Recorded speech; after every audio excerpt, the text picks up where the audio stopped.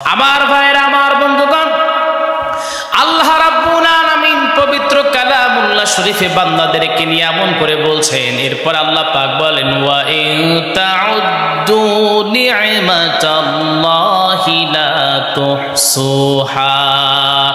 আল্লাহ রাব্বুল আলামিন ডেকে বলছেন, তোমরা আল্লাহর নিয়ামতকে তোমরা বেশি বেশি করে, আল্লাহর নিয়ামত তোমরা বেশি বেশি, আল্লাহর শুকরিয়া বেশি বেশি করো। কারণ যদি বান্দার শুকরিয়া বেশি বেশি করো, শুকরিয়া করলে নিয়ামত বাড়িয়ে দিবেন কে? সবাই বলেন কে? মুত্তাফাকুন আলাইহি, বুখারী এবং মুসলিম শরীফের এই দুইটা কিতাবের ভিতরে সিয়াসিত্তার শ্রেষ্ঠ দুইটা কিতাব বুখারী এবং মুসলিমের ভিতরে একটা হাদিস চলে আসছে। সেই হাদিসটা যখনই আমি দেখলাম, ছোট্টবেলার কথা মনে পড়ে গেল। আমরা যখন স্কুলে পড়তাম তখন আমরা এই গল্পটা পেয়েছিলাম, এই হাদিসটাকে পেয়েছিলাম। কিন্তু আজকে শিক্ষা ব্যবস্থার ভিতরে সুন্দর সুন্দর হাদিস বা গল্পগুলো তুলে দেওয়া হয়েছে। আমি আজকে আপনাদের রিপিট করাবো, আপনারাও শুনবেন। আপনারা সবাই জানেন, তবুও বলবো। হাদিসটা হলো, আল্লাহর নবী বলেন, বনি ইসরাইলের তিনজন লোক ছিল।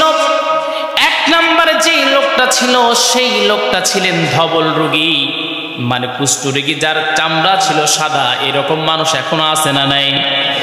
এইরকম একটা লোক। আর একটা লোক ছিল যার মাথায় কোনো চুল ছিল না। আর একটা মানুষ, তিনি ছিলেন অন্ধ। এই তিনটা মানুষকে আল্লাহ পাক পরীক্ষার জন্য ফেরেশতাকে নিযুক্ত করলেন। ফেরেশতা তাদের কাছে চলে আসলো। প্রথম আল্লাহর গোলামের কাছে আসার পর জিজ্ঞাসা করলো, তোমার মনের কষ্টটা একটু বলো। ডেকে বললো, আমার কষ্ট একটা, সেটা হলো আমার দেখের চামড়াটা হলো সাদা। মানুষ আমাকে পছন্দ করে না, মানুষ আমাকে ঘৃণা করে।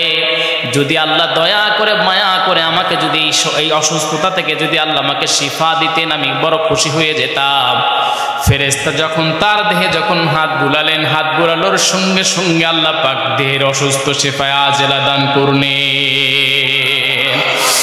আমার ভাইরা, আমার বন্ধুগণ, এরপরে তাকে ডেকে বলা হলো, তুমি কোন জিনিসটা বেশি পছন্দ করবা? সে বলল, আমি গরু পছন্দ করি, উট অথবা গরু। যখন বললেন তখন তাকে গরু দেওয়া হলো, গরুর পাল একটা গরু দেওয়া হলো। এবং বলা হলো, আল্লাহ পাক সেখান থেকে তোমাকে বরকত দান করেন, বারাকা দান করেন। এইটা বলার পর দ্বিতীয় যে ব্যক্তি টাকলা, তার কাছে গেলেন। তার কাছে গিয়ে যখনই বললেন, বলা মাত্রই টাকলা বলল, আমার মাথার যে সমস্যা, মাথার চুল নাই, মানুষ আমারে পছন্দ করে না।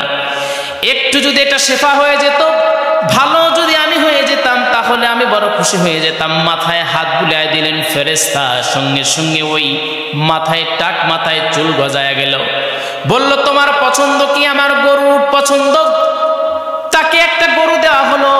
বলা হলো, আল্লাহ তোমাকে এর মাঝে বারাকা দান করেন। এরপরে তিন নাম্বার ব্যক্তি অন্ধ, যে তার কাছে যাওয়া হলো। অন্ধর কাছে গিয়ে বলা হলো, তোমার সবচেয়ে বড় কষ্ট কি? অন্ধ ডেকে বলছে, আমার সবচেয়ে বড় কষ্টটা হলো আমি দেখতে পারি না, মানুষের চেহারা দেখতে পারি না, আত্মীয় স্বজনের চেহারা দেখতে পারি না, এইটা আমার বেশি কষ্ট।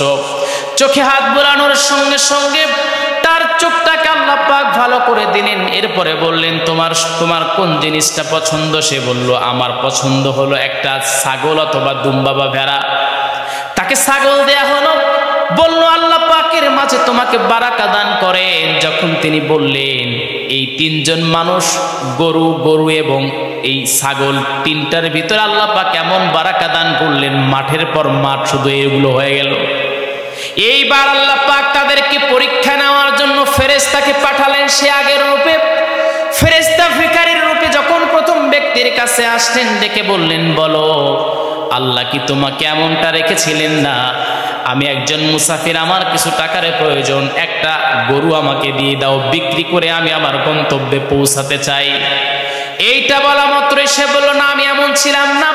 অস্বীকার করলো, অকৃতজ্ঞ বোধ করলো। আমার ভাইরা, আমার বন্ধুগণ, এইটা বলার সঙ্গে সঙ্গে ফেরেশতা যখন তার দেহে হাত বুলালেন, ওই গরুর পাল সব চলে গেল, দেখে চেহারা আগের মতো ফিরে আসলো।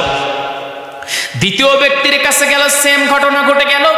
তৃতীয় অন্ধর কাছে যখন গেল, অন্ধকে যখন বললেন, অন্ধ সঙ্গে সঙ্গে ডেকে বলছেন, তুমি ঠিকই বলেছ, আমি একজন অন্ধ ছিলাম।